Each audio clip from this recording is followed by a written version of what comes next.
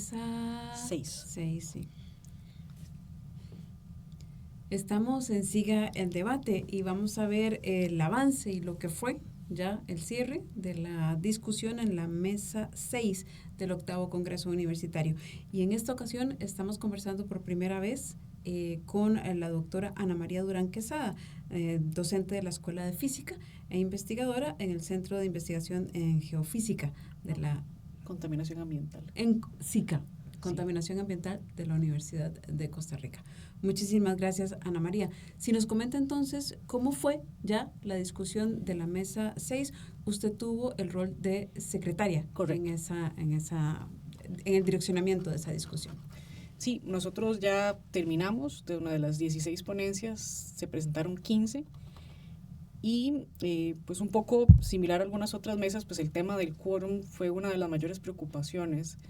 Desde el punto de vista de la participación, eso sí es un elemento que es muy importante llamar la atención a la comunidad universitaria para que pues, haga ya una participación pues, un poco más nutrida, llamémoslo así, en las plenarias. Pues el tema de la espera pues siempre genera algún tipo de retraso, pero al menos en el caso de la mesa 6 se logró avanzar con los diferentes temas que se estaban revisando. Algo que a mí me pareció particular en el caso de la mesa 6 es que había algunos temas en las ponencias que eran recurrentes, ¿no? Por ejemplo, el caso de estudios del sistema de estudios de posgrado. La mesa es la mesa forma parte del sistema universitario.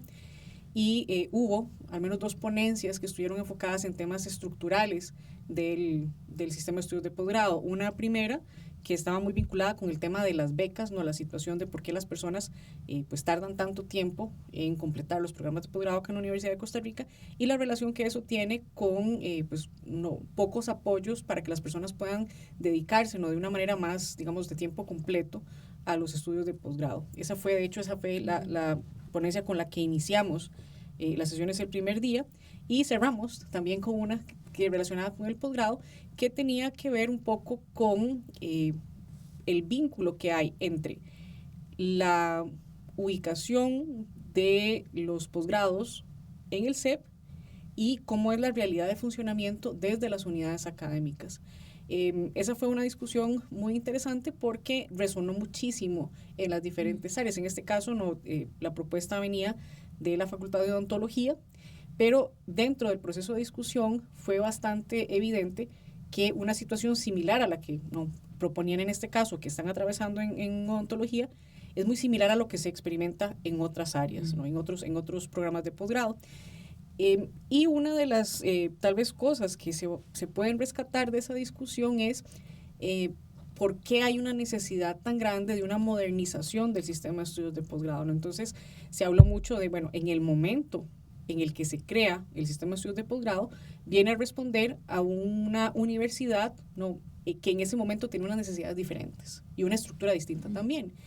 En la actualidad, pues ese modelo con el que se creó se ha venido desgastando y ya no responde de una manera eficaz a las necesidades que tienen actualmente los programas de posgrado. Entonces, fue muy rica la discusión en ese sentido de pensar que hay una enorme cantidad de aportes del sistema de estudios de posgrado, pero también se reconoce, no hay una autocrítica dentro de la comunidad universitaria de que hay una necesidad de mejora y sobre todo mejora y modernización de la conceptualización del sistema de estudios de posgrado.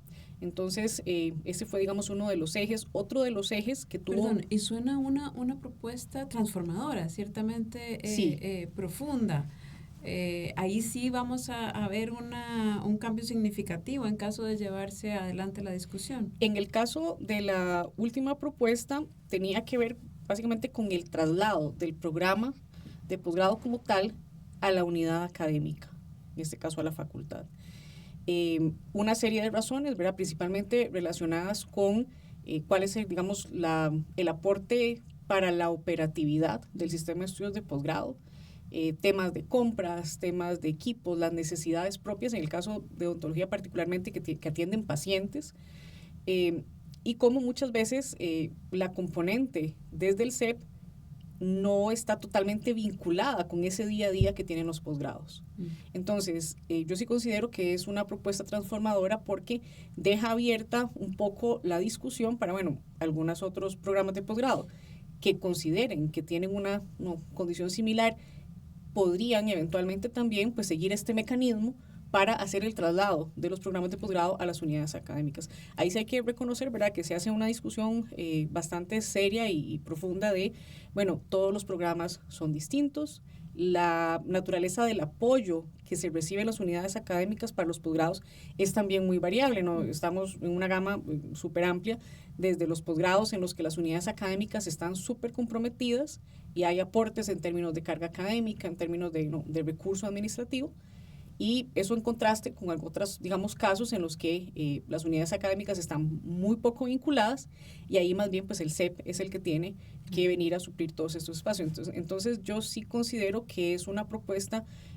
transformadora en el sentido de que nos hace replantearnos cuál es el papel, digamos, del sistema de estudios de posgrado y cómo es el funcionamiento de esa relación sistema de estudios de posgrado, los programas de posgrado propiamente y las unidades académicas vinculadas. La interrumpí.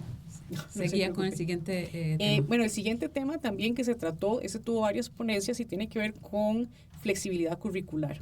Entonces, creo que fueron del orden de 3 o 4 propuestas que tuvieron pues abordajes distintos. Una, por ejemplo, estuvo relacionada con el tema de la creación de cursos interdisciplinarios, a partir de una experiencia que se tuvo en la Facultad de Medicina con un programa que se desarrolló allí, y se empezó a hacer esta discusión de, bueno, ya se crearon, por ejemplo, lo que son los cursos no disciplinares. Entonces, la discusión mucho giró en torno a cuál es la diferencia entre estos cursos que ya se crearon, que son no disciplinares, y lo que se plantea como cursos interdisciplinarios. Entonces se discutió mucho pues que algunas características tienen similares, pero que esencialmente tienen una naturaleza y un propósito distinto.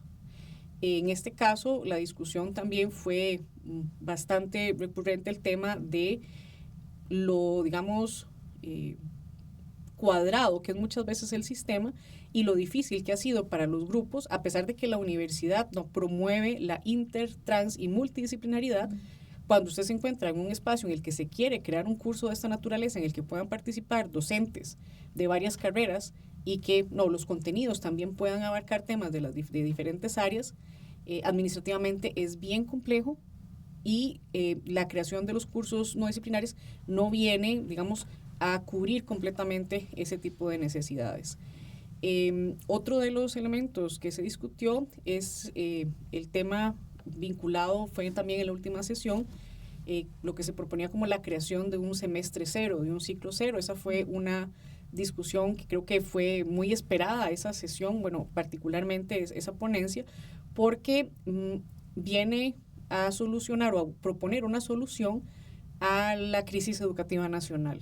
Entonces, evidentemente vinculada con, ¿verdad?, cuál es la responsabilidad que en este momento tenemos como universidad con la población que ingresa, particularmente en el caso de las personas de primer ingreso, pero también entendido desde un contexto nacional complejo, donde tenemos súper claro que hay un desgaste muy grande del sistema de educación pública en primaria y secundaria, cambios bastante grandes en los contenidos. Y ciclo cero sería para la nivelación. Sí, entonces la discusión fue un poco en esto de, bueno, eso es una nivelación, se propone que sea un semestre adicional, tienen que llevarlo todos los estudiantes, ¿verdad? Eso fue parte de las discusiones, y algo que es importante, me gustaría destacar, que en realidad pasó en todas las sesiones, fue, digamos, esa conversación que se dio entre los aportes, los comentarios, las reflexiones que se hicieron desde el grupo de personas participantes en las sesiones, y también pues esa disponibilidad que tuvieron las personas ponentes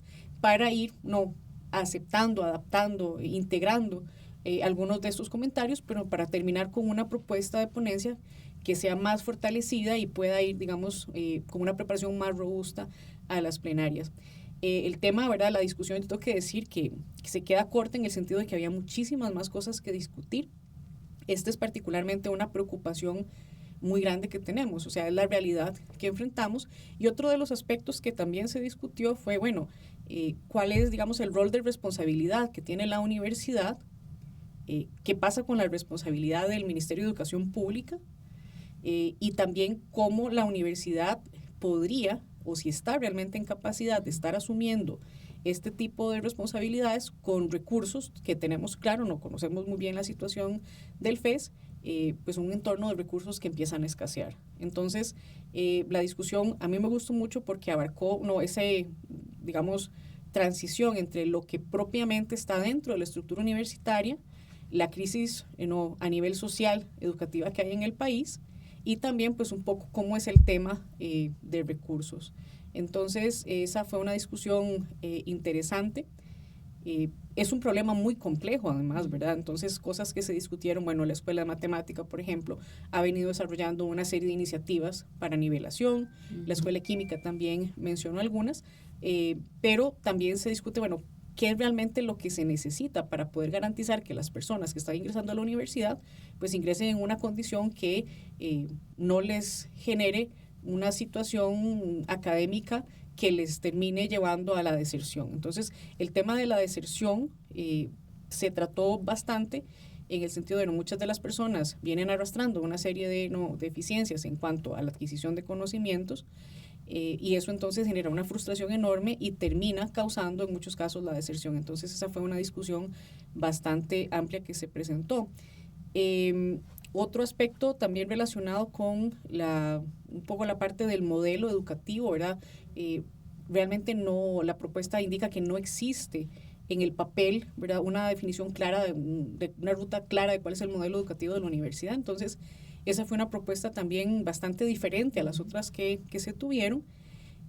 Temas, por ejemplo, de giras, el funcionamiento del sistema de transportes, aspectos relacionados también con las actividades de las iniciativas estudiantiles, un poco su vinculación, en qué se parecen, qué diferencia tienen con el trabajo comunal universitario. Entonces también fue un proceso de aprendizaje súper rico porque pues no siempre conocemos, ¿verdad?, todo lo que se desarrolla en la universidad. Entonces pues fue muy informativo también en ese sentido. Y me gustaría destacar, ¿verdad?, también que en la última sesión tuvimos la participación de una ponente, la estudiante Mónica Montoya, estudiante de primer ingreso, que presentó una ponencia también que viene a buscar una solución a un problema que tiene que ver con el derecho a la identidad de las personas trans en la comunidad universitaria. Entonces, tener, digamos, como toda esa gama de participación donde tenemos personas administrativas, personas docentes de diferentes, digamos, años de experiencia acá en la universidad, pero también el hecho de tener estudiantes y particularmente una estudiante de primer ingreso, pues nos habla un poco, digamos, bastante bien de esa apertura que tiene el Congreso Universitario para la participación de todas las personas y las ideas que propone para el mejoramiento del sistema universitario. Esperanzadora y amplia su explicación. Conversamos con Ana María Durán Quesada, quien es docente en la Escuela de Física e investigadora en el Centro de Investigación en Contaminación Ambiental, SICA, de la Universidad de Costa Rica. Cierra la mesa y pasa a plenario. ¿Qué percepción tiene del futuro que van a tener estas ponencias ya en el Congreso? Bueno, a mí me parece que hay algunas ponencias que van complementarias o vinculadas con ponencias en otras mesas en temas muy, digamos, afines o similares.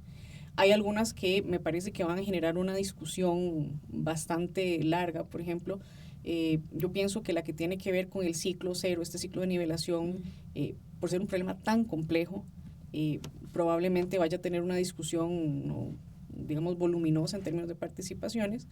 Las del sistema de estudios de posgrado me parece que también, porque el tema del CEP es algo que se viene discutiendo desde hace muchísimos años, la necesidad de modernización, no hay, digamos, mucha claridad de cómo se debería modernizar, entendiendo que todos los programas son tan diferentes, y entonces me parece que esa es otra discusión que va a tener su espacio interesante, y las de la flexibilidad curricular, ¿verdad?, la creación de cursos, los cursos interdisciplinarios.